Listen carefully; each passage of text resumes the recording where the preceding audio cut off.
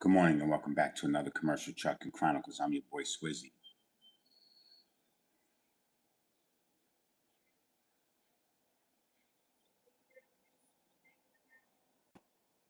On 3D is a chap. I don't even know where On 3D comes from, but On 3D is here. Um,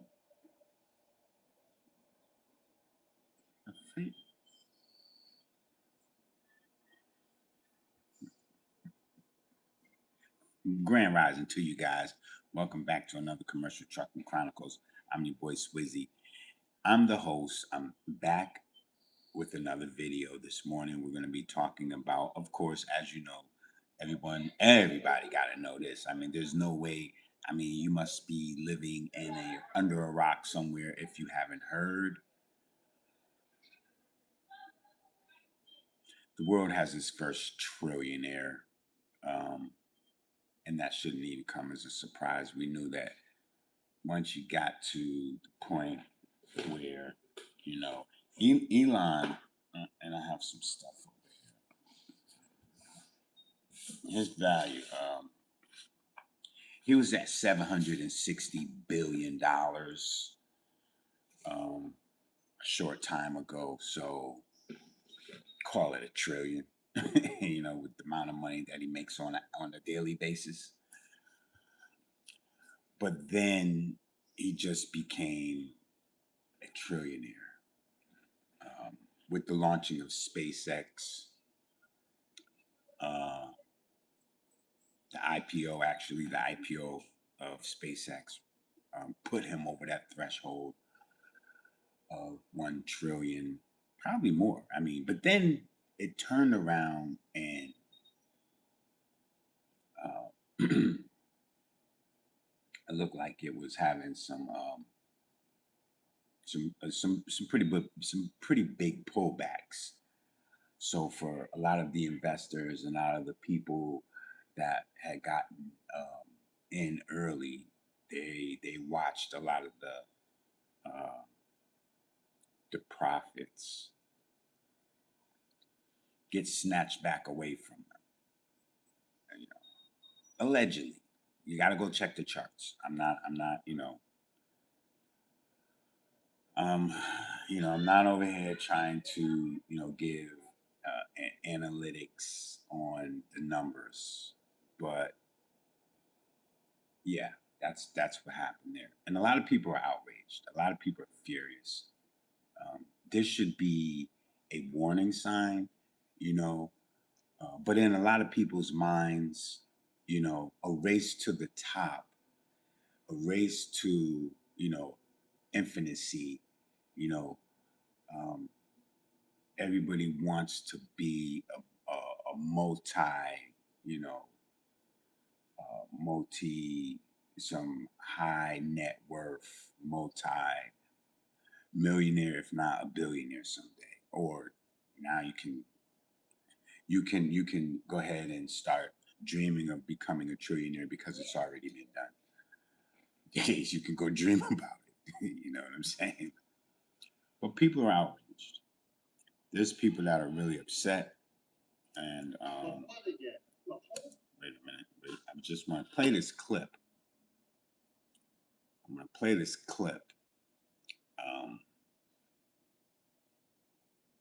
about, this is the outrage that's out there because Elon did not, I mean, he's getting so much credit himself, but all the people, all the companies, all of the contractors, and he's a contractor, so he doesn't even, I think he doesn't even own the company or whatever, but, you know, I don't want to take anything away from him as far as his merit to, that he's worked hard for to achieve. But the credit that he's been given, a lot of it, the people that worked alongside him and stuff like that, even when he was working at, I think where he really started very, very early on and he worked for Google or something, that, he was, and, just kind of like one of the small people there, interns or something like that, and worked his way up. but working alongside so many people that um, that now today, fast forward to now, the time we live in, he's made so much money. What about the people that you might have learned from? You know what I'm saying? So I'm gonna play this clip. People are furious, man, and this should be a warning sign because I'm gonna tell a lot of you guys something, right? You made the man, filthy rich at this point. Um, so try getting some kind of a perk or benefit from, you know, like a lot of people have these cars, these Teslas and stuff, and they had so many problems with them. Them things don't even perform in the snow. So I saw a video where it was like a guy was like, yeah, don't worry. Somebody was stuck in the snow in one of those big cyber trucks, and a guy drove by and like a 4x4 Chevy or something, a GMC 4x4, just cruising through the snow, and then you see the cyber truck stuck over there spinning out, and he was like, oh well, give Elon a call, maybe he'll come help you. You know what I'm saying? Like, because he was like, I'm not gonna help you get out. You should have a real truck, you know. So, but people went out and in support of Tesla, purchased a lot of these things that turned around and pretty much, kind of created more problems than they knew what they were in for. All right. But people are really upset with the fact that he runs off with all this money and all this power and a lot of this, influence. And, you know, working on, projects that would bring him to more of a utopian, position, and leaving everybody behind, even those people that he may have worked with um, many years ago, that he learned from them too. Some things, that it was kind of a trade-off, but you know, and people were upset. So this should be a sign. Everybody's running. Oh, I'm gonna buy some of this. I'm gonna, you're making these people who really care. It's like when people are saying, "Oh, we're protesting this, we're protesting that," for a reason. Because why? Some of the stuff that everyday common people comment, some of the things that everyday people, common folks, working people, working class people, are not able to afford because you know um, people like Mr. Musk and even Warren Buffett said, like, I don't even pay enough taxes. The guy that works under him pays more taxes than he pays. It's like, he's like, I should be paying more taxes, but this is not the way the system is designed. It's designed to push these guys to push them up and to suppress everybody that's in support. All of the hard-working people, because they'll tell you, work hard, you'll get there. And in the meantime, you're like, okay, well, you see how much. Uh, 20 years or how many, I've been in the job 30, 35 years. And you see by the time it's close to retirement, you worked hard for so long. Like, where are you in proximity to where they have, and I know they own the company. So I say, you don't want to count the boss's money. I'm not pocket watching the boss, but, when some deals and stuff like that actually roll in and they're big money deals, um, like for cyber trucks and whatever, the company grows, the CEOs get so many, they get so much bonuses, and the guys that's punching that clock or showing up and doing that, they get you get a guy that drives 1,000,000 miles, he gets a jacket for 1,000,000 miles. I got a jacket. It says I rode 1,000,000 miles. You know how much money? If it's $3 a mile, that's 3 million. You know what I'm saying? You didn't make nothing like close to that. Nothing. You didn't even get to a fraction of that. All right, but let me play this real quick. People are really upset. People are really upset. Of an economic system that's interdependent is to reward the interdependent. Otherwise, you undercut it. Here's the irony. If you distributed the rewards to all, you'd be an incentive to all. Otherwise, what are people learning is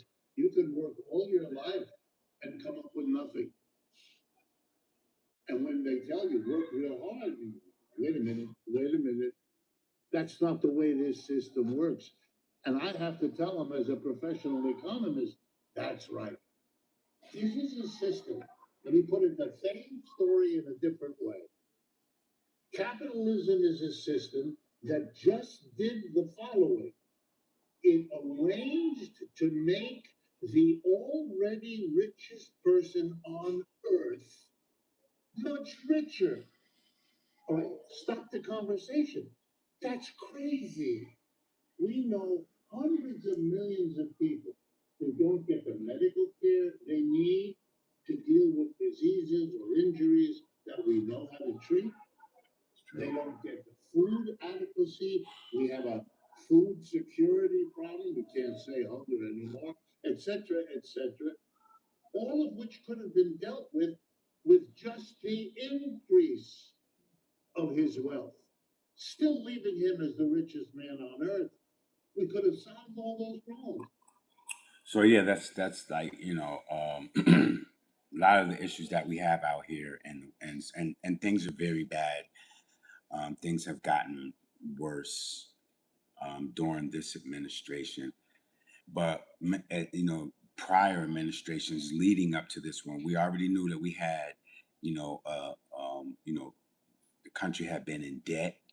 We already knew that, right? We knew that at some point we were going to have to um, um, resolve some of the the deficit that they will always raise the debt ceiling, and that only allows for more um, room to borrow, but you haven't paid off what you already owe, so that inflates the debt, and um, taxpayers are always the ones who it's on their back. We're left with having to pay, the country's bills. Um, you know, those interest rates that they keep moving up and stuff like that and everything is to benefit the pockets of these guys who continuously um, enrich themselves off of, you know, our tax dollars, our tax dollars. Um, and it's crazy because that's just how it's designed. And enough is enough. Enough is enough. People are furious and they're tired of seeing these people becoming richer and richer and richer while people are starving, while people don't have medical, while people, they're just people are really it's getting to a boiling point, and they're saying, "Hey, man, things are at a point now where it looks like um, something's got to definitely be done," which something should have been done before we got to the point where, you know, if man becomes so rich that at some point he could pay off the debt that the country owes, right? Which at this rate of speed, yeah, it'll probably make more money than what the deficit is. It's like three something or 36 or something trillion or $37 trillion in the hole. If he's at a trillion now, he could probably get another 30 something $1 trillion over the next however many years to be able to pay that off. But that'll still keep growing. These are just my thoughts. Um, there was one time a guy that was running for president, if you guys remember him, Ross Perot. He was at that time so super wealthy that he could have paid off the country's debt. So one man having that much money is something to really you got to think about it. What's going on, and how do these people, with that kind of money, how do they sleep at night? And then you have to ask two more questions. One, what kind of morality exists in the mind of a man who would do what I just said? That's the equivalent of gorging yourself of the greatest meal you could ever imagine, while three children without enough food are sitting on the other side of the table crying. How enjoyable can that meal be? What kind of a, and I don't hesitate to say it, what kind of a monster is this? And by extension, for the others too, forget all the economics. Just as a human being, what is he going to do with with another $200 billion. He already has airplanes and yachts and manned ships. So yeah, these guys, what are they gonna do with the money? That's why I say, how do you sleep at night? Must sleep really good. Gotta be sleeping pretty good. Like, hey, well, I'm sleep. But see, this is what I mean. Okay. I get pretty good sleep at night, you know, when I can. When I can finally fall asleep, but there's so many things on my mind. And I don't have a fraction of that money that these people have. The accountant 123 says, "Hey, how you doing?" The account 123, yes. How you doing? So I don't, and I don't know, you guys. I appreciate that you guys hitting the like button and stuff as you come on in, man, and show some support for the channel. Um, so I don't. I mean, I sleep pretty good at night, but I do not. I have nowhere near the money. And I'm not even on. I'm not even on the charts. And a lot of us, we're not even on the charts when it comes to the type of money that this man has.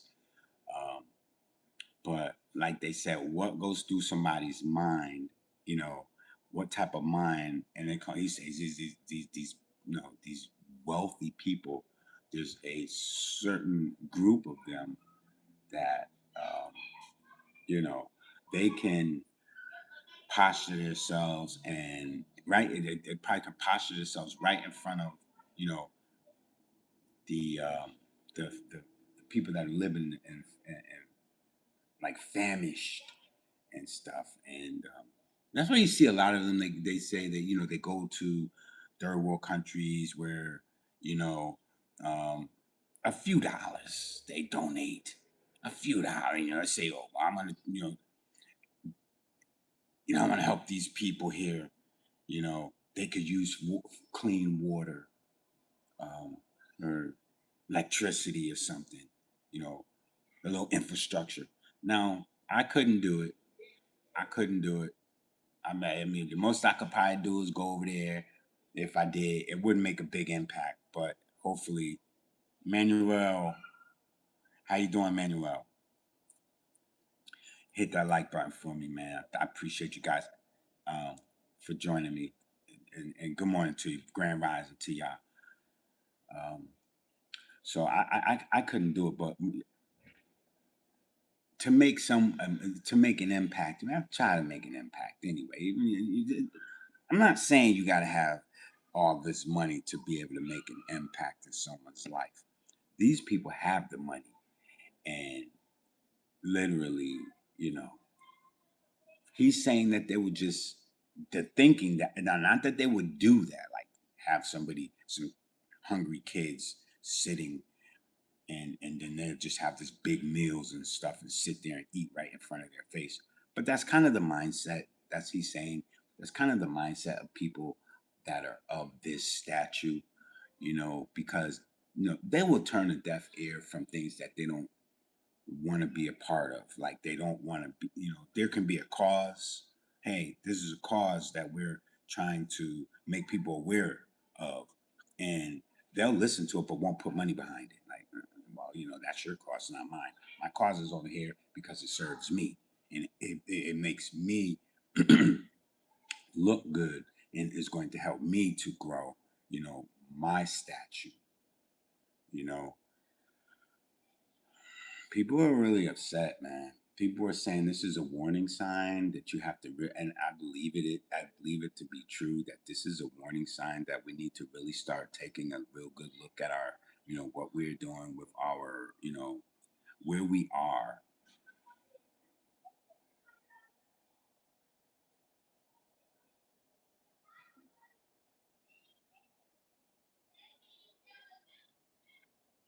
What does that say? ARTEMIO Costanita.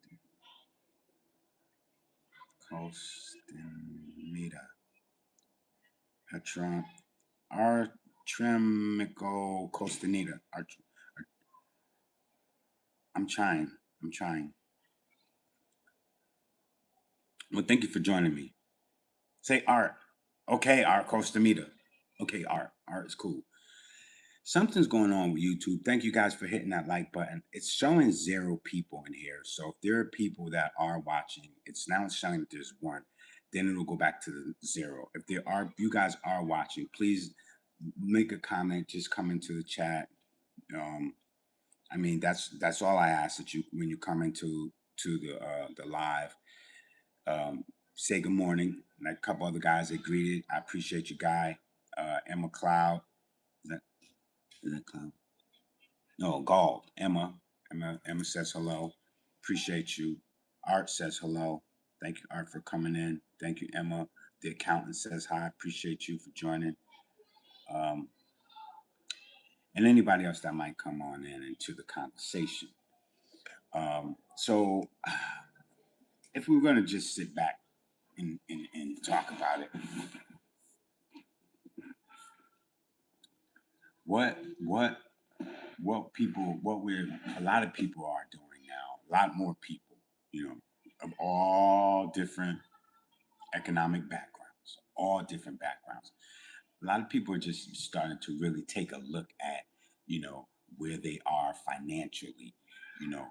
Some people are approaching retirement. Some people have, some 401ks. Some people don't. They're not planning for retirement. They're still just kind of, living, living, just making it and stuff.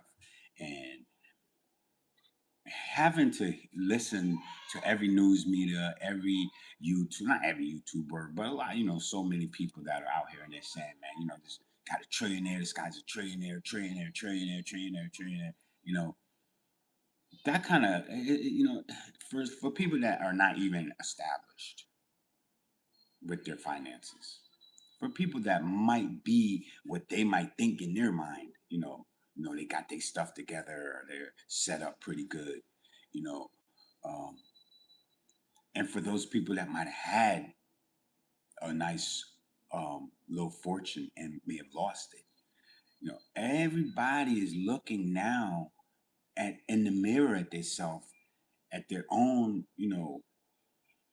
um, I don't want to say their net worth, but they're looking at their accounts and saying, what does $1 trillion look like what does that even look like? What does that even look like? If you ask me, yeah, it looks successful. But see, here's the other thing, right? You don't have to have $1 trillion to look successful. You don't have to have $1 trillion to look successful. There are a lot of people that are running around here right now and they look like they're doing very well and they don't have $1 trillion. You know what I'm saying? In fact, a lot of them are, they may be on the verge of losing everything. But nothing makes someone more upset, with, like even at the end of a work week, when they are, getting their money um, for their services and things, that they already might feel, man, this ain't enough. I ain't making no money over here. You got this guy is a freaking trillionaire, and this guy is a billionaire, and this guy's got $760 billion. And these guys are just, they're knocking it out the park, and you got people that are just really, starting to really look at it like, man, this whole dream is just that. It's a dream, right? There's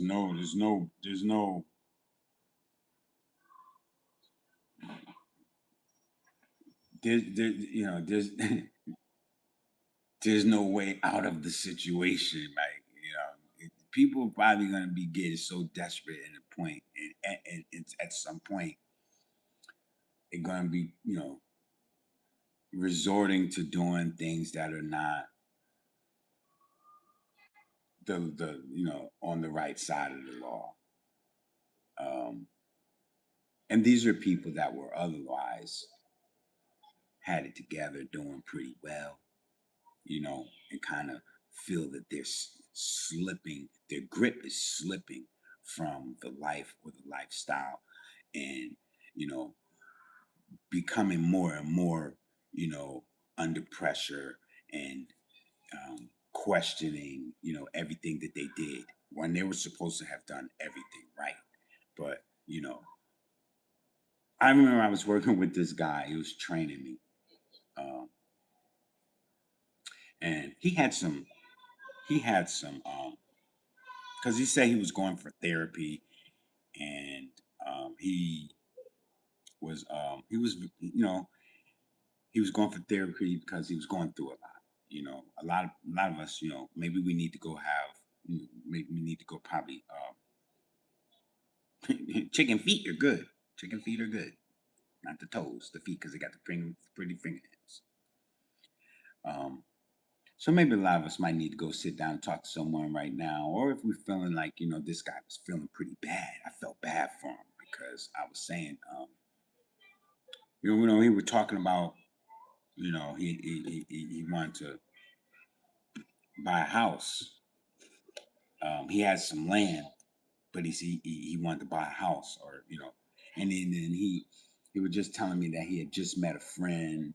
They you know, and they were going to go hang out together, and you know, guy's got a nice he's got a nice motorcycle. He's got a you know he's got a nice you know, has a pool at his house. All these nice things that you know the man has and stuff. I mean, they work in the same industry. Um, I don't even think that that got because it was same industry but different companies. The company where I was working at and the guy was training me was having to go see a shrink because he was having all these issues. Like the other guy who he was telling me, like, yeah, man, it's a good dude, man. You know, he's got a house and all this, and we're gonna hang out this weekend. And his wife went to school with my wife and all this other stuff, you know. But this guy doesn't make as much money as you do. You make more money than him, and he has more stuff than you do. And you're over here like really stressing and having to see a psychologist. And, you know, then he was like, "When is it gonna be my turn?" I hate to. I'm not laughing. It wasn't funny. When he said that to me, you know, I knew he had. I knew he had some issues when he said that, and I just was like, "What do you do with your money when you get it?" You know what I'm saying? Um, but see, that's what I mean. A lot of people are really at a point. You know what I'm saying? Like, you know, you might look at your check and stuff and be like, "Man, you know, I'd love to be a trillionaire." You know, who wouldn't? Who wouldn't? Who wouldn't? Especially if you heard that somebody's a trillionaire now. You like, well, that must be nice. Um, but that should really make you upset. Not that you know you should be pocket watching. But it's like depending where you are, I can see if I'm just out of college. I'm like, all right, I have aspiration and inspiration to develop some kind of new invention, and I want to be, you know, a creator, an inventor, a scientist. You know, I should be making big money. So you go and you look on the list of, you know, top paying job judges, um, not politicians or well their job they don't get paid that much but they always wind up becoming multimillionaires. Like how do you do all that? It doesn't say here that that's how much you make enough money to do that in a 4-year term. But if we were looking to see like you know what pay grade, you know, I'm just getting out of college and I want to become, you know, somebody that makes that bag, um, where do I look? You know, where's the list of trillionaire jobs? So that's crazy. That's crazy. So a lot of people are pretty upset because they, you know, haven't made it. You know what I'm saying? I haven't made it. I didn't get to, you know, here after so many years of working. I haven't gotten there. I haven't at least, you know, and there's a lot of people like they just don't have this, they don't got their shit together. Right? You can't hold on to a dime. You know, like this dude, like, when's it my turn? You make more money than this man. I don't even know how you can't make it happen. Unless you're not doing what you need to do. Right? So right now, it's a call to action for everyone to really do. what you got to do out here because it's so rough. You know what I'm saying? Make sacrifices. All right, so let me tell you a couple things that I'm doing. I'm long suffering, man. you know, I'm not trying to get to billionaire, trillionaire status. I'm just trying to get to where I can, you know, take care of my family or maintain what I got. I got to hold on to what I got, right? And it's going to really get tough for a lot of people in the coming months and years, you know, with this administration and the next administration following. I don't believe that they're going to be able to overturn anything, you know, just like that, like turn the economy around, make it back to where things are, you know, as profitable because, you know, I don't know, tax laws, HOA fees, um, insurance costs, fuel costs, cost of food, cost of living, cost of education. It's all high, man. Cost of bringing a child into the world, you know. So we got to choose some of the things that we go out and spend the money on, right? And just hold on to the money that you have. Hoarding cash is not a bad idea. I'm going to say it again. Hoarding cash is not a bad idea. Everything is crashing, bro. Silver, gold, stocks, bonds, real estate. Now, if you have land, that's almost the next best thing to cash. No, I'm sorry. Cash will be the next best thing to having land. Land is your best bet. And they're not going to tell you that. But land is your best bet. And then you want to hoard your cash. Hold on to your money. Because with the interest rates doing all of this up and down, your buying power, it fluctuates, but at least you have a chance. You don't have a chance without a dime. Good morning, LaShawna. How you doing? That's my girl right there. Yes, yes. LaShawna's success. I was watching you last night too. Oh, see that night bars over there.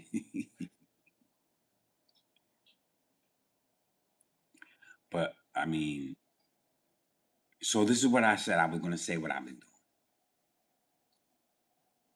So I find it really funny too that this recently just happened to me, and I get ready. You know, I'm so cautious because yeah, leave her alone, Nightbot.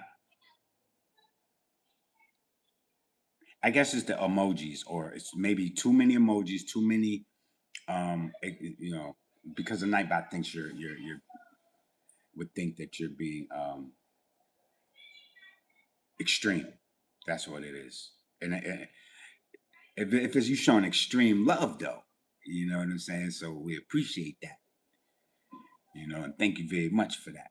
Thank you, thank you, thank you. Appreciate all the support.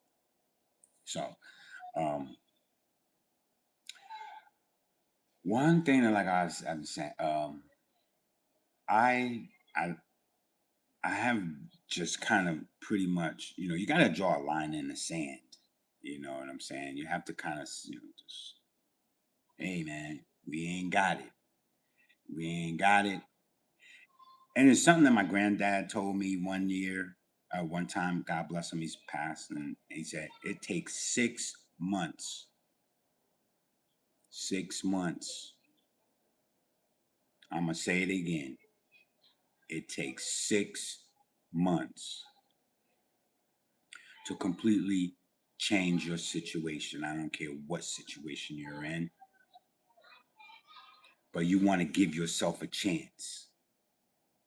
And in doing that, you may have to cut everything, everybody. You might have, you know, just that 6 months will completely turn things around. Now, I'm just saying, like, you know, we're on one course over here. You want change course. but it don't happen overnight. It don't happen in a week. It can't happen in a month. Not saying anything can't happen, but things happen. But uh,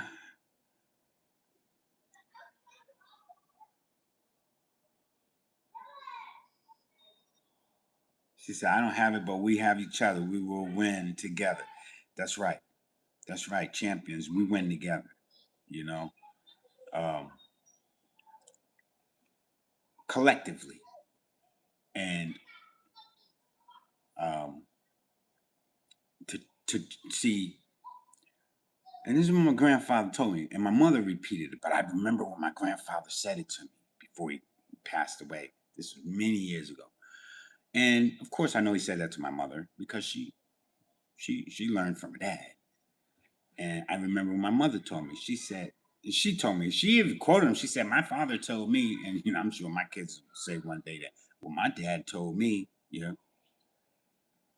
Um, Sometimes we just can't be worried about everything and everybody. It ain't really good to do that anyway. We gotta focus on taking care of, what I'm saying, home, or taking care of ourselves. And for 6 months, if you really want to see the direction of, you know, where your life is going, if you want to see it change, do it, not a 360, you want a 180. You want to completely change direction, right? 360, you're going right back to the same direction. You know, we got to take and just mind our P's and Q's, cross our T's, dot our I's. 6 months straight, the 6 month grind. I bet you everything gonna change for you. So that means if you're not doing something, start doing it and stick to it. 6 months, at least, at minimum, 6 months, at minimum. And you that way you take back control because you recondition this, you recondition that, old habits, you know, old cliches. You're trying to uh, change course, right? So if you want to see the direction that you know he's on a course of self-destruction, well, you could change that. You know, you renew your mind, like Lashana Success said. And y'all go check her out too. Lashana Success on the Success Train, y'all. That Success Train's off. It's for real, for real. I'm trying to tell you, right? And it's collectively that all aboard. That's going to you want to y'all want to make a change. Boom, planning ahead, plan 6 months out. You know, so that way you give yourself, what I'm saying, enough time to reach your goals and stuff. We got to come up with some. We got to come up. Today, the day we live in now is very, very. It's up and down, man. It's up and down. But you know, you have to take control of the situation by staying the course. Stick to your plans. Don't stop making those sacrifices. It's no pain, no gain. I'm going to say it again. Say it with me. No pain, no gain.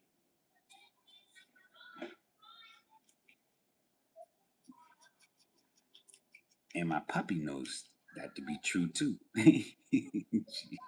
Right? She sit on that couch all day over there. But so with the world now looking at this new trillionaire and stuff and saying, all this money these people making, like that much money could have changed a lot.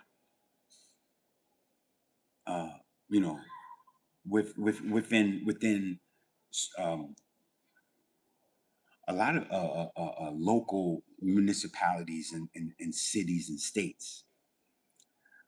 Hope to see you at the Content Creator Success Fest this year. Well, Lord willing, I'll be able to be there, and we'll see. We'll see.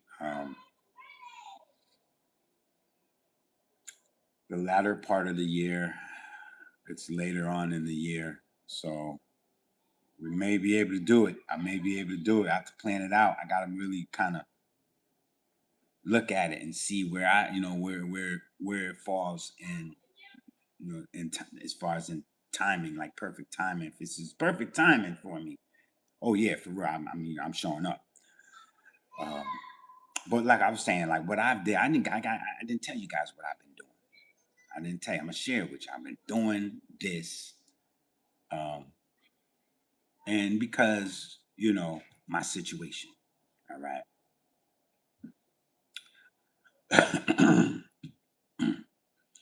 So I made a video. I made a video, right? My vehicle had it crapped out on me. No engine issues. It's the axle, or the axle, the rear end axle, right? So it seized up. So okay, all right. I said, well, I'll get it fixed. I could have had that thing fixed months ago if I really choose to. If I really was saying, like, you know what, I need my truck, man. I need my vehicle. So what I've been doing, I have kids with cars. You know what I'm saying? So I've been using them for rides. And over these months, it's been saving me. It's been a little headache. It's been a little headache. I don't like asking nobody for anything, but this is one way that I see me cutting costs. That I have. That's right. There's nothing wrong with that, because this is what this is how I determined it in my mind. Okay. You guys are grown. You live at home. You don't pay anything. I mean, if they contribute, they may give a few dollars here and there. But that's like pulling teeth. Pulling teeth. It's almost like when you if you say to a kid, "Hey, man, now if you have to critique these kids, you got to critique them to contribute. Slowly you get them to start giving. I ain't $10, $20 a week for me, $10. Then after they get critiqued, and they kind of know how it goes, and they already in the flow of, like, this week I'm gonna get that little 10 or 20 the month, and I'm gonna go do my thing after I do that. But they feeling good because they contributing. So you critique them to get them, groomed to, contribute, right? But that's like pulling teeth. They don't want to give you nothing. Nothing. So I said, well, can't get no money out of them. At least I can get a ride. You know what I'm saying? Can I get you to drop me off? Can I get you to pick me up? Man, I'll be standing waiting for people like this, looking like, calling like, "Yeah, is you coming, man? Where you at?" And then, of course, kind of, I can appreciate coworkers that are willing to help. Yeah, I got you. I'll drop you off. They give $500 a month. I know that's right. I'll be, man, if they did that, I'd take off my number and be looking like this at the account, like, what? Yeah, I know. I mean, that would, I could see that. And and let's see, I have these discussions. See, I'm a numbers guy. Right? I'm a numbers guy. Um, You can't tell me you made 40,000 this year, or 50,000 or 20,000 this year, and you have nothing in your bank. I don't believe that. You can't say, okay, I bring home, five or six, two grand a month or whatever. These are the kids. Maybe they make 500 a week, or four, but 16, anywhere close to 2 grand a month, and you can't fork over, you know. I know you got your car notes and whatever, but you can't fork over 150, I make it easy for you, 150. And that's what I mean about priming them and critiquing them. These are small numbers because in the real world, you got to give up your whole check. Now, imagine, you know, a whole check. Well, if you pay bi-weekly, then that's going to critique you right there. See, that's another critiquing that the system done come up with to critique people to, we're not even gonna give you the money because most people are just not responsible, and by the end of the week or as soon as they get it in 48 hours, 24 hours, they're off at the club, they're empty, the pockets are empty. So, bills may be due in the coming weeks. And you're going through the month like this. So they started doing the 2 week thing. I remember I never worked a job that did bi-weekly. All because I know people's emotions that work bi-week, get paid bi-weekly, or like 1 week you're happy.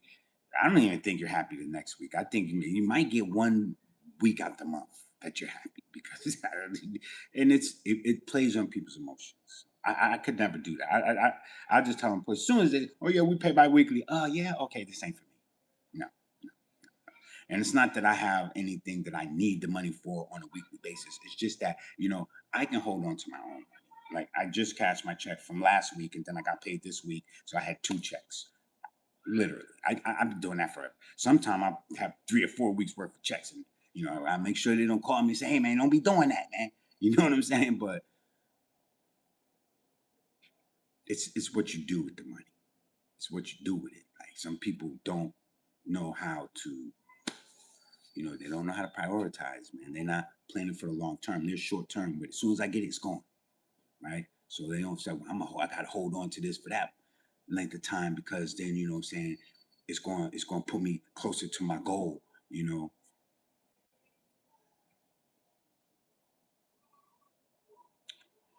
Have at least term life. Yeah, we have insurance. We have life insurance. We have all that stuff. Sit down and lay down. Yeah, and my oldest son's 29, and so and over 29 years, I mean, I wasn't talking to them like that when they was babies, but I'd say for 19, from the time he was 19 to now, maybe going back as far as 17, 15, 16, 17, so for at least about 15 years, you know, I've been directing the conversation at them. But for the years that they've known me and their mother, over the 29 years, from a child, they've always heard my voice and I always stood on my word when it come to what's got to get taken care of as far as the household. So even she know, and they have to, it's probably been never really direct, it wasn't directed at them, but I was directing it to her. Hey, this got to be done, that got to be done. We get into it sometimes because, like, people don't follow instruction. People don't follow instruction. People want to do, especially grown-ups. They usually typically want to do what they want to do. They feel that entitlement to basically feel like, look, you can't tell me what to do. You know what I'm saying? And that's what I mean. There's the combined. That's why I say like I do numbers all the time. I can't. You can't tell me you made 30 or 40, $50,000 all year long and you didn't save nothing. You don't have anything. Like so you just skipping through the weeks and the months, you know what I'm saying? Just basically. And I don't try to pocket watch nobody because I'm pretty much doing what I do with my money. But I take a side glance sometimes and be like, well, you know what I'm saying? I'm so busy over here, laser focused on trying to run a business, trying to provide for a household, trying to save, up to go on vacation and do all of these things, which would be on my dime. But then when I say, well, yo, what up, man? You ain't, I'm like, what you mean? So, you know, there are rules to the house, of course. You know that. Are they gonna follow? You said all the rules we want to follow. Now, I've had people tell me they couldn't do that. Like I know, I know. You're right. You're right. You're right. Um, but this is America. Yeah, I know, but in America, don't be. I know, but we Americans are sometimes some of us are just, the type of Americans that got you know, they got that entitlement, man. Entitlement, man. Good luck, good luck, good luck in a relationship, raising kids and a family. Sound like everybody feels entitled. You know what I'm saying? And they said, "Well, you spoiled them." No, I think they were just doing this by the time I said something, and but I kept providing because that's what I do. That's what I do. But so what I've been doing, lately, recently with the kids to try to teach them a lesson, and it's gonna, it'll eventually. It's gonna. I'm trying to massage it into their system because I gotta find a way to teach them. Whether they like it or not. You know what I'm saying? They're gonna look back and say, for those months and things, while I know he got the money to fix it, he didn't fix it. Why didn't he do that? He was saving his money. He was cutting back on the gas price. Oh my God, this guy's a genius. Took off the glasses and looked at those numbers. You mean to tell me? Yes. Consistency over the long term, long suffering. You know what I'm saying? Like that's what I've been doing. That's what, because you got to find a way. There's more than one way to skin a cat. Some of these cats got tough skin, and it's like, okay, how do I reach them? How do I teach them? How do I show them? Because I can go do it right now. And there's times I just get so upset, and I'm really upset, and I'm like, all right, open the gates.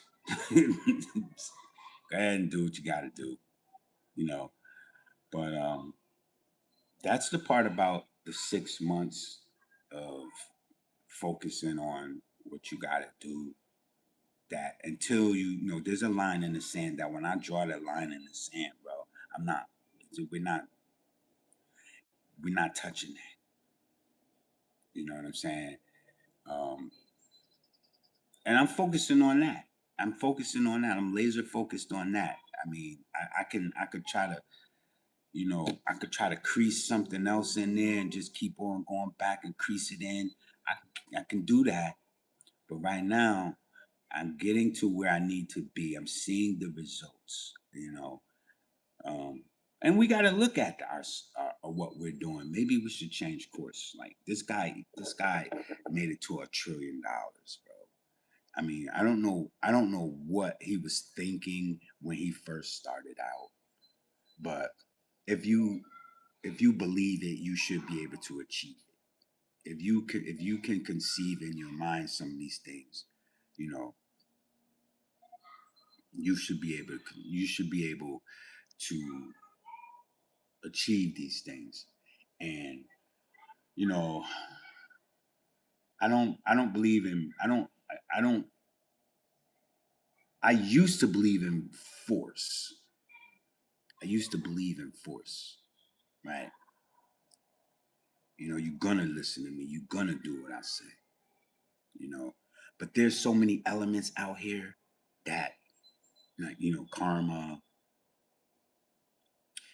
uh, just the law, the laws of the universe. Um, there's so many things out here that when you can attract certain things. You can attract certain things, and it doesn't mean that it's for other people because you can attract it. But if they can, if they ever are observant or ever, paying attention and listening and watching, you know, they're going to see how you manifest, how you able to do it. You know, you leaving those footprints for them to follow your, you know, tracks in the sand or in the snow. But they ain't gonna always be there. Just like I won't always be here. Like none of us. All of us. We're not can always be here. But we're gonna be able to meet, blaze the trail and make it happen. Elon's not going to be here, but what's going to be left behind? SpaceX, unless it just blows up or something. I don't. People that running it after him decide, we're coming up with something else. But it'll be a twist off of probably what he had going on. So, but I don't know. That's just my thoughts, man. You know what I'm saying? I mean, there's a lot of people up here talking about this stuff, and they're saying that, we need to really realize a lot of things, man. Like I've been on my, checking out, what happens if, this country and the economic structure of this country, as things seem to deteriorate. Because I say be heavy on cash, hoard your money, because cash is your chance. You don't have a chance in hell at all to do anything if you have no money.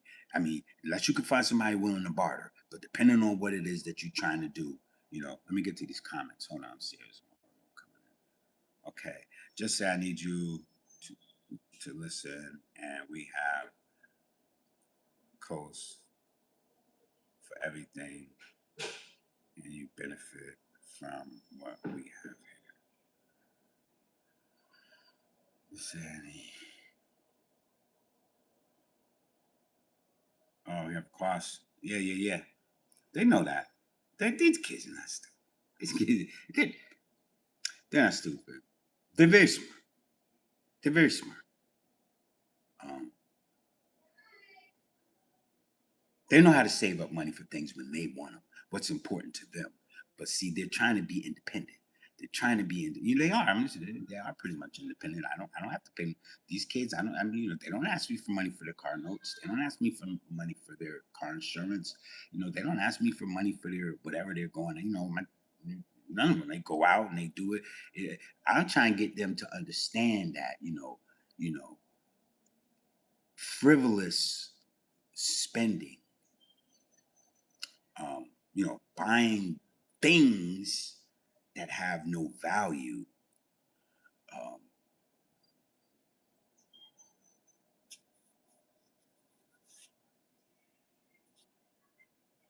do you really want to do that with your paycheck every week?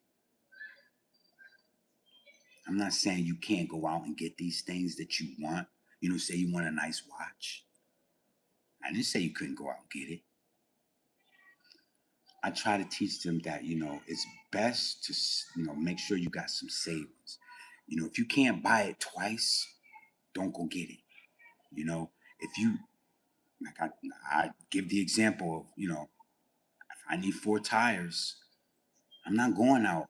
Yeah, any salesman is going to love me pulling up saying I need all new tires. So, long before it get to that, now you riding around here on just neglecting your vehicle. Now this is just a neglect. It's not borderline neglect. It's just neglect because you're trying to you do too much with that little money you got. Some things you need to let go of, stop doing, and stuff like that. I can give these examples to anybody, not just my son or to my daughter. I can give an example like that to any American. Very good advice. This is the type of advice that advances you. Pass go, collect 200, right? But we're too entitled to actually, put that into, our daily perspective. A lot of us, and we'll know better. We'll know right from wrong, right? Just be a little defiant. Not, man, I ain't gonna do it. I'm gonna do. It's just like if you're with someone that just kind of feels like I'm grown. You can't tell me what to do. You know, um, as long as I have this and that and this and that, you know,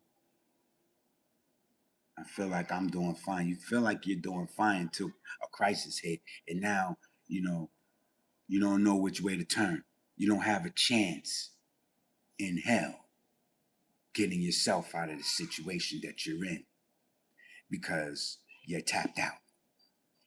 and then you look back at the money you spent, you can't get it back.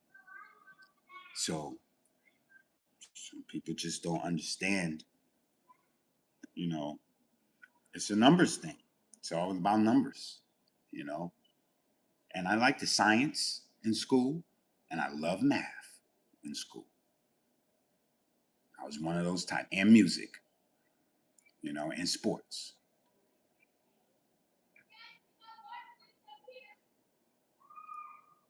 Didn't really care much about history because it's a lot of BS. How many mansions and you go to the toilet in? It's silly. You know, You can see a little bit in each bathroom, I guess. exactly, and you have a golden one here and a platinum one. I mean, it becomes as ugly as that, and in the end, it's him. None of this is necessary. Now, last thing as an economist, if you are a trillionaire, you could, and he has this option, lend the $1 trillion to the United States. For example, this year, the United States deficit will be multiple, more than a trillion. So it's easy to lend your money if you have $1 trillion to the government. The government will then pay you, let's say, 4%. It's more than that, but let's With say interest. 4%. Okay. So these guys are pretty set up to where they, you know, it's it's like the monopoly, man. You know, big hugs. Life can be a little hard, but you'll get through it. Yeah, it's very tough. It's very tough. So, Shauna, I'll tell you what I've been thinking about. I haven't been able to come up with the plan because you know I have the passport and all this other stuff. You know, I wanted to. I know it could be done. So I wanted to, and I think about it.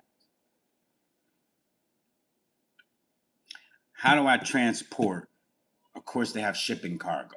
I've looked into it, but do I want to do it? You know, do I want to do it? There's a lot of plans that I want to have. I mean, I don't know if I do need to do, or should or shouldn't, you know, um, discuss them. But you know, when we start thinking about what possibilities are out here, you know, um, for each one of us, everybody's different because some opportunities are, you know,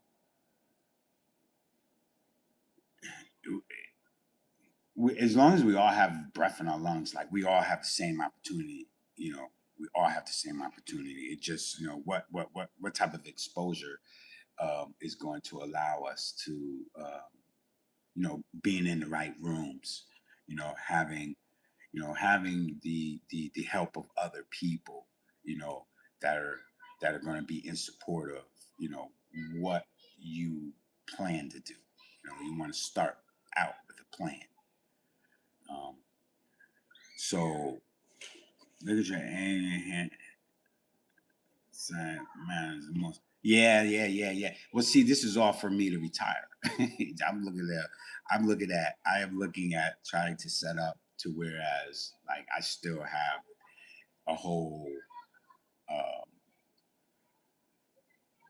income, and so a lot of people have says, hey, you know, get rid of this and get rid of that, and you can use this to do that, and you can use this to do that, right? And I say, certain assets that you know you obtain and stuff, you know, there's like you know income producing assets, right? One of them, you know, you can use the insurance, like the life insurance, because the more you pay into it, then you can all you know the death benefit still pays, but then you can borrow against it after certain time. So that's already one thing that you say, all right, well, you know, that'll be a way to, if at a certain point in your retirement, you know, you need some funds and you've already paid into an annuity or a retirement fund or a policy, a life insurance policy that will pay you back. You know what I'm saying? Or you don't have to pay that money back. That's one thing. Leaving a legacy, or leaving a business, having assets that are cash flow,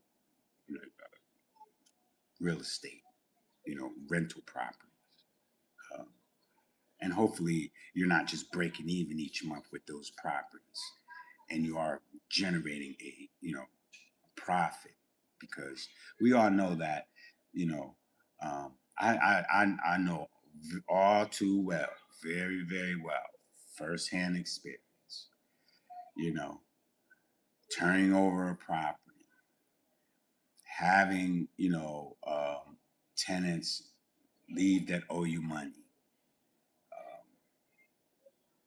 um, the property itself still has a mortgage.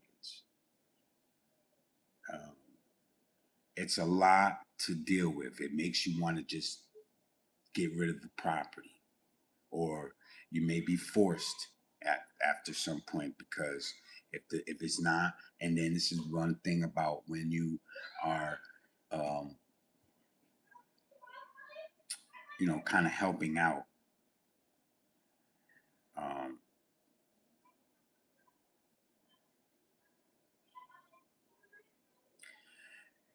well, yeah, that's true, that's true. um, but see, leaving, you know well, I mean, like leaving stuff like that behind and stuff, like basically kind of set up where, before, I say I still need an income when I'm not working. I still need to, uh,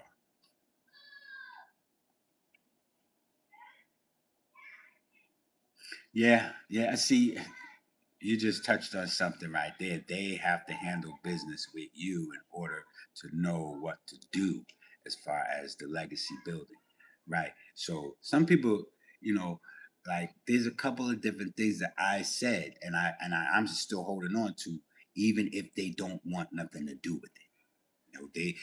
I don't want to handle that business. I don't want to be into that. I don't want to do this, and I don't want to do that. So I mean, I have,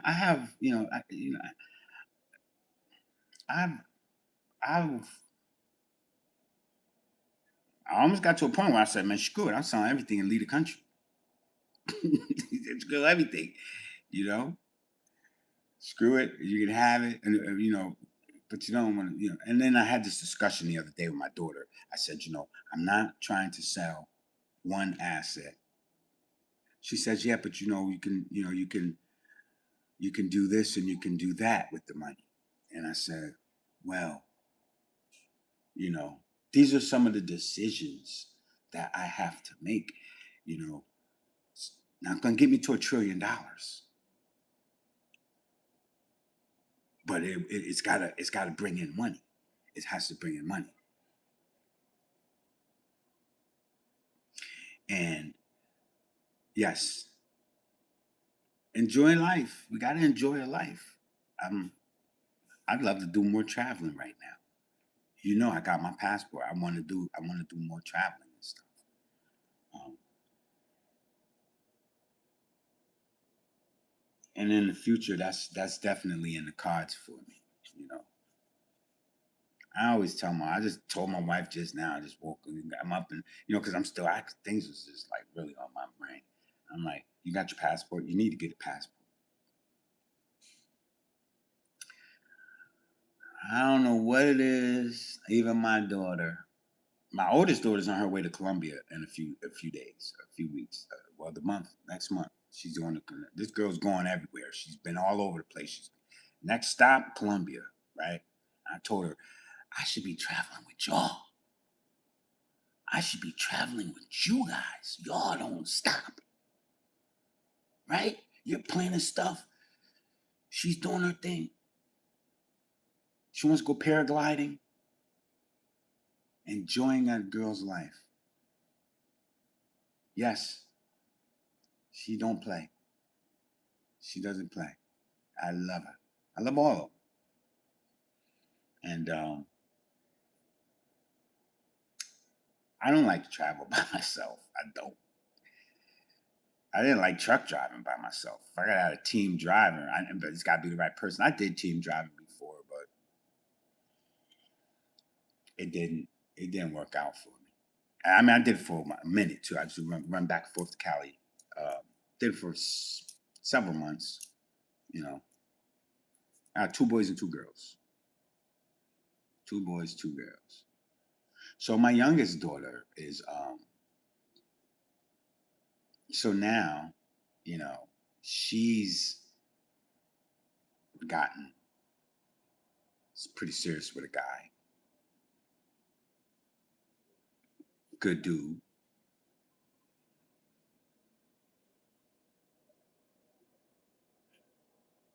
And they're going, his family is going, he's going traveling with his family. They're going overseas or something. Guess what? I've been trying to tell her to get a passport and all of that. That's why I say I don't believe in force, because you know when people are ready to do things in their life, they'll do it. But we that's getting older, you know, the younger ones, you know, they're gonna you know they're gonna experience life on their own terms. We can guide them. We could try to critique them. We can give them some information. You know, we can set that example, and I believe that we have to live the example, and rather than than try to force it and tell them all the time. Be the example that they see. Make those sacrifices in front of them. They may not get it until later on. Then they understand. They're like, "You're smart." No shit, Sherlock. and know something, okay? You get your smarts from me. You know, they'll tell you that. My oldest daughter, the one that's going to Columbia and all of that stuff. When she go, she gets some things from both sides, from her mother and from me. But when she start talking about how she learned how to save her money, how she learned how to structure all that stuff, she's gonna say, "My dad taught me all this stuff," because she listened. And I think I forced her. That was the time when I used to be forcing. I forced her. Give it up. Give it up. Give it up. You know. So I tell you a funny thing too about my daughters. Right, my oldest daughter and then my youngest daughter. So my oldest daughter was the manager at Plato's Closet. You guys know about Plato's Closet. You heard about Plato's Closet. And this is when they were in high school. Um, my youngest daughter, I think she was 10th grade. And my oldest daughter was a senior. So she comes to me and she says, "Dad, she shows up late all the time. She's got people coming to the job, bringing her food. She just steps outside and talking to these boys and all this stuff all the time. She's talking about me to the employees and stuff. I can't have her doing that, Dad. She's got to go." I said, "Baby girl, do what you got to do." She's like, "Okay."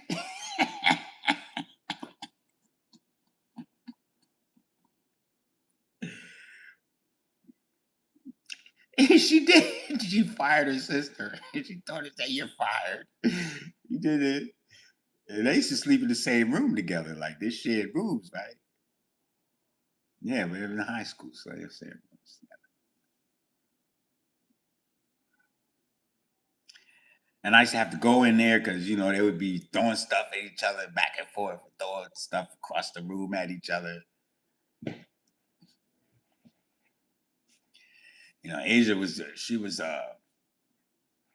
she was the manager. Alana um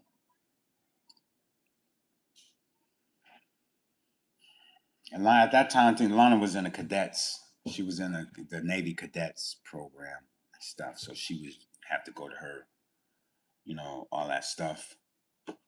suited up in her khakis or her navy blues. But my oldest daughter, she didn't want to do that. She was not going for it. When I tried to take her and enlist her, she would not go for it.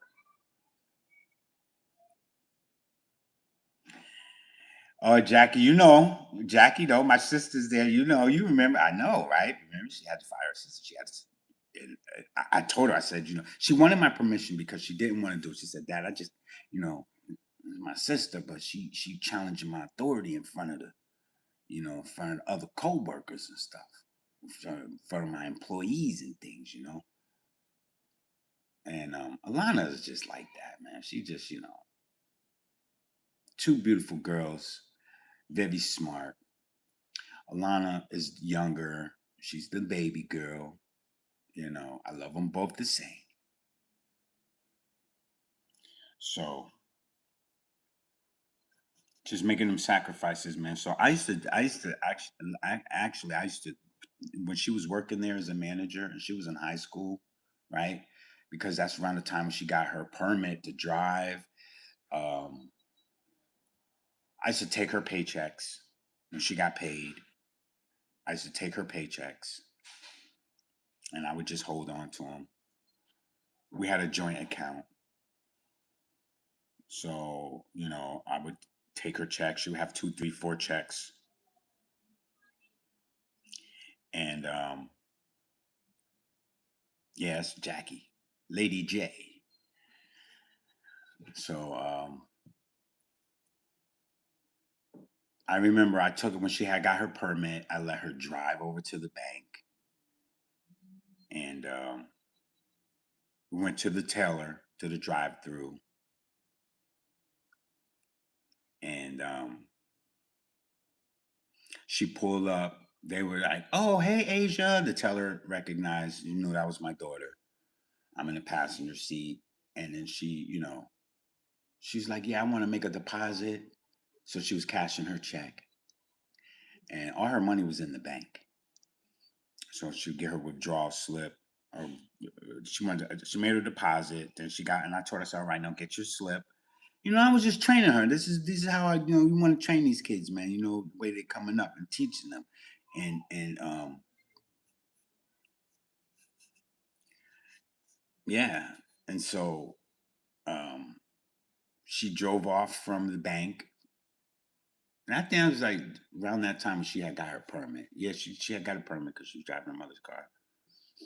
And she was like, I feel like she said, I feel like an adult. I feel like an adult, Dad.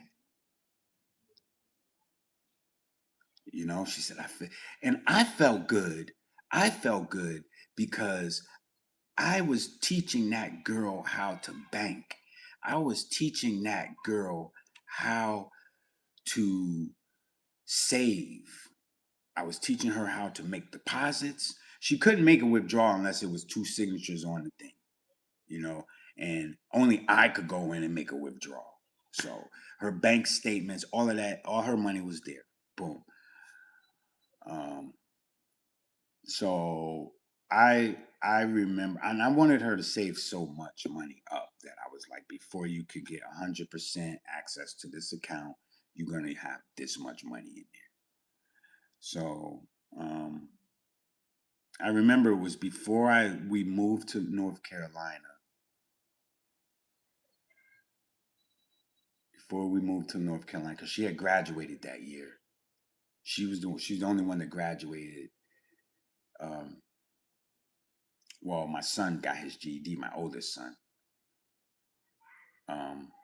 She graduated with her graduating class. The rest of them graduated down here. Um, and after her graduation, and she went to the prom with her husband that she's married to now. And this was years ago, man. So I remember she was like, I still had access to her account. I still was, like over her account.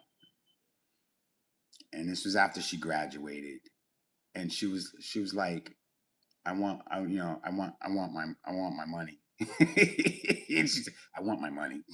So I was like, huh? What? What you mean you want your money? So she was like, I want my money, Dad. So she told my mother, I'm sorry, she told her mother. I think she probably, at the time, my mother was alive too. God bless her. I think she called my mother and told my mother, like, he won't give me my money. I have to have his permission to go to the bank anytime I want to do stuff and stuff. So I was still still trying to collect all her money and stuff. Put it in the bank for her, make sure she good. I'll never forget the tone of voice she had when she said, give me all of my money.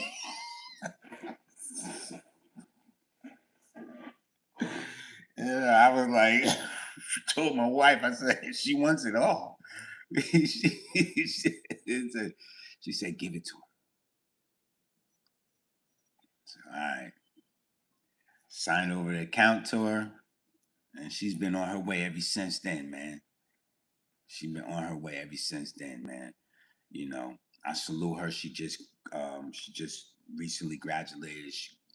College, got her bachelor's in psychology. She's going back for a master's program. She's doing phenomenal. My other daughter, the one that got fired, she's doing very good. Honestly. So she's expecting right now. She just graduated. She just got her associate's degree. She works in a medical clinic, so she's got her medical career that she's doing, and she's she's soon to be engaged to a very um, very promising young brother, man. I respect this man just like I respect my other daughter's husband that she married. Um, so they're doing really well, man. They're doing very well, and I couldn't ask for it to, turn out any differently for them. You know.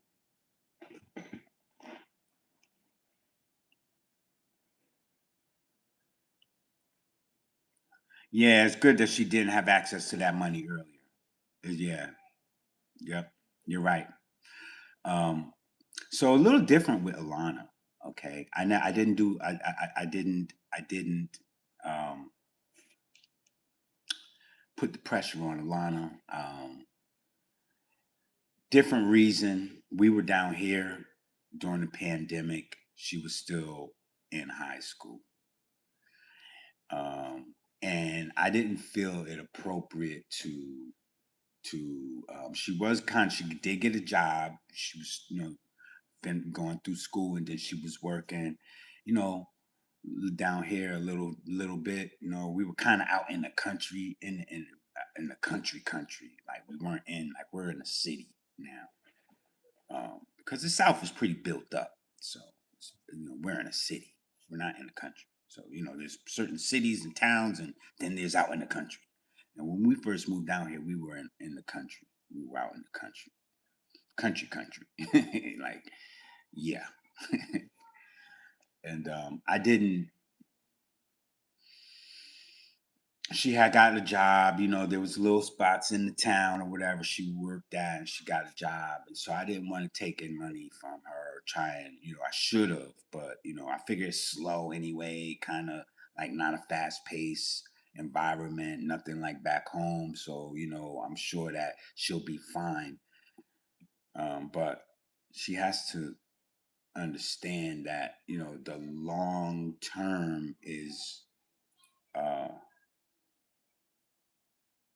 think long term. Don't think, don't have all these kids today, they have short attention spans because of a lot of the, social media apps that have these shorts and, short form entertainment, or short form um, clicks, you know, short views and stuff. So, they're pretty much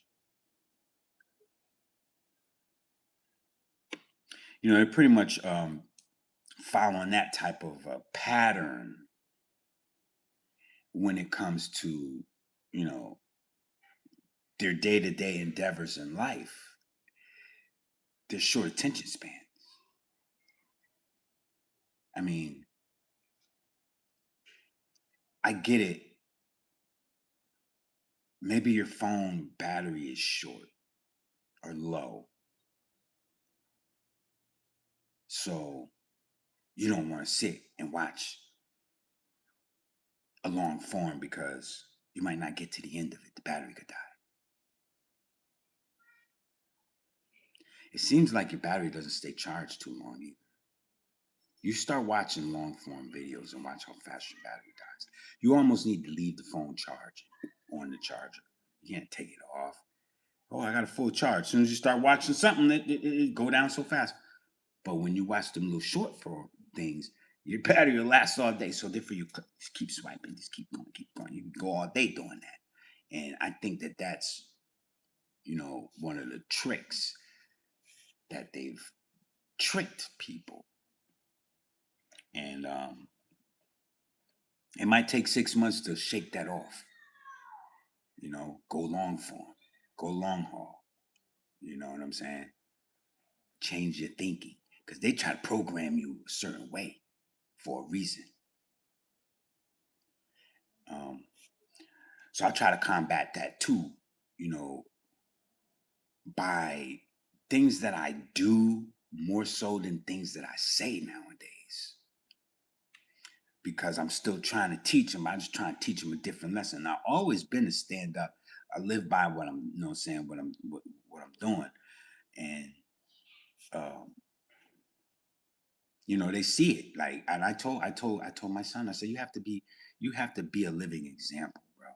You cannot be out here trying to tell your younger sisters or your younger brother stuff, and you're not doing it yourself. They don't not gonna pay your attention. They don't want to hear that. And you got a kind of a track record for wanting to be, much like his dad. Very verbose, right? Very verbose, and so we'll keep going and talking and having, talking points, but you ain't living by none of that stuff, man. So I ain't trying to really hear it either. So what makes you think your younger brother and sister gonna do it? So me personally, this is what I do. This is how I move. We move a little differently around here. You know what I'm saying? Um, Another thing, and before I'm gonna end it soon, but I'm gonna, talk about it too. Like I said, certain assets you don't want to. I don't want to let go of because I know they're income producing assets. So you want to keep an income producing asset around, even if you're not, what I'm saying, the one that's kind of orchestrating the daily function of it or whatever. You want to pass it on, but they need to be. The person needs to be able to handle, the gist of it. I can be a consultant. I can be a coach, or I can do stuff like that, but I'm not trying to really have my name on too much, but I want to have those benefits still rolling in. You know what I'm saying? So, um, because I want to continue to, you know, save, keep, if I'm gonna be, into my retirement, maybe 5, 10 years into there, Lord bless me to, have 10 years in on a retired, lifestyle. I still need cash flow. I'm not gonna be. I don't want to be trying to work at 70. If I retire at 60, I don't want to be working at 70. Stuff like that. So I want to still have a benefit to some of these assets that we believe. So that's why I tell them, I'm still holding on to this, baby. This is not what you think. And I'm talking to my daughter. I said, this is not what you think. This is not something for me to leverage any cash with. This is something for me to hold on to so I can continue to benefit from the cash flow. This is an income producing asset. That's like a rental property, a cash flow business. Like, you want to hold on to those because it's very hard to get back to making the initial investments that it takes to get into the type of cash flow business that might be out here. So you want to hold on to what you might have.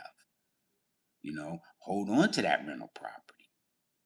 Hold on to that business. that LLC, you know what I'm saying? To that company that's been structured in a way where it still brings in money to the financial institutions, and so they're not questioning your ability to repay money that you might borrow.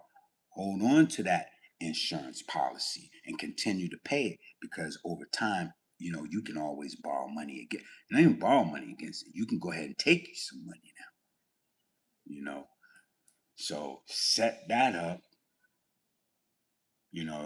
People talk about the trust, you know.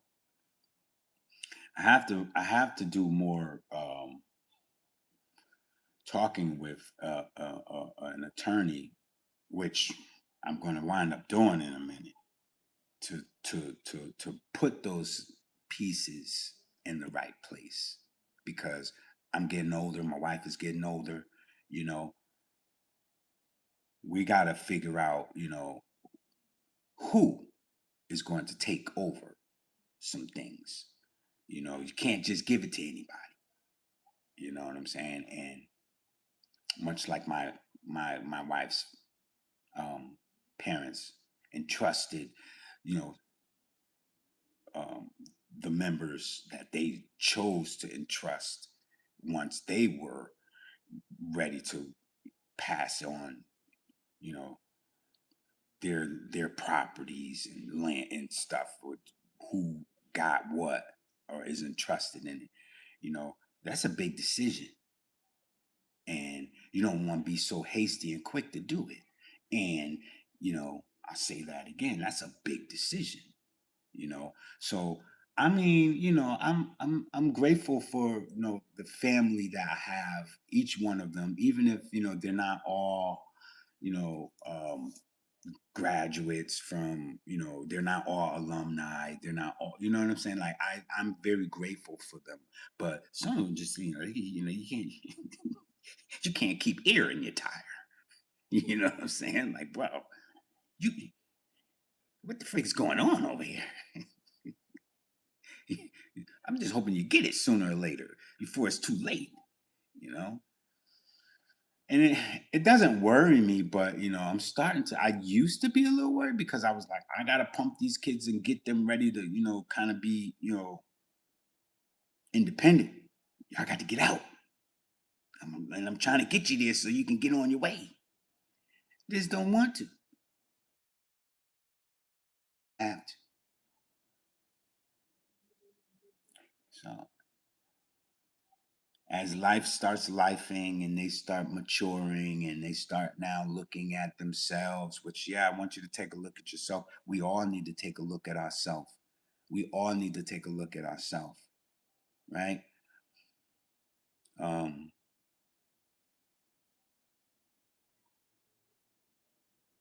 maybe if we change course for 6 months, there'll be some changes, some real turnarounds. I mean, doesn't mean that we're gonna make it to the trillionaires list. Doesn't mean that we're gonna make it, to the billionaires list. But if it's an improvement in our lives from where we are, even if we're just, the youngsters that are kind of trying to figure it out, but just so distracted, cut some of the habits, cut some of you know, the cliches, cut a little bit of that spending, you know, start doing the numbers, start making it make sense, start, you know, don't just let it, learn how to trap the money instead of letting it go in between your fingers like sand. You just stick your hand in the sand and you come up with it, you got it. But if you go like that, it's gone. So you got to learn how to trap it, you know, and change your thinking about stuff and how you see things. Um, that's about all I got for you guys today, fam, man. I appreciate everybody that came into the live, left their comments, man. You know what I'm saying? You guys are really really, you know, you're the reason, you're the main reason why I come over here and stuff. I mean, I don't do this for myself. I'm doing this for y'all, you know, for this community we try and build. I want to make sure that I'm trying to reach you with, you know, the best that I have to offer. You know, try to be that example. I try to be that voice. You know, you have a platform here where you have a voice. You can always come up here and say whatever it is that's on your mind, and hopefully from some members in the community that you'll get some feedback that's positive, that's going to help you with any situation or any question that you might have, man. You know, whether it's trucking, raising a family, you know, starting a business, you know, making some investments. Um, you know, even though I'm not a financial advisor, but you know, we probably can make some kind of suggestion about things that are probably red flags. I mean, I would suggest you do your own homework, but if there's ever a red flag, you know what I'm saying, I will come up here and raise the flag up and tell you. Because I used to raise the flag in junior high school. I used to go out there in the mornings. I used to have to wear my uniform and just put the flag up, stand there and salute it, then go to class. I used to do this stuff. Right? I can't believe I used to do it, but I did. I was one of the ones. Yep. He used to say he's one of the ones. So you guys stay tuned for the next video, man. Hit that like button. If you haven't subscribed, subscribe to the channel, man. Leave me a comment. I'm your boy Swizzy. Appreciate you for joining me. You guys have a blessed Saturday. Let me see. They're out there in the pool right now. Let me show you. I think I'm gonna go out there myself. I think I'm gonna go out there and get.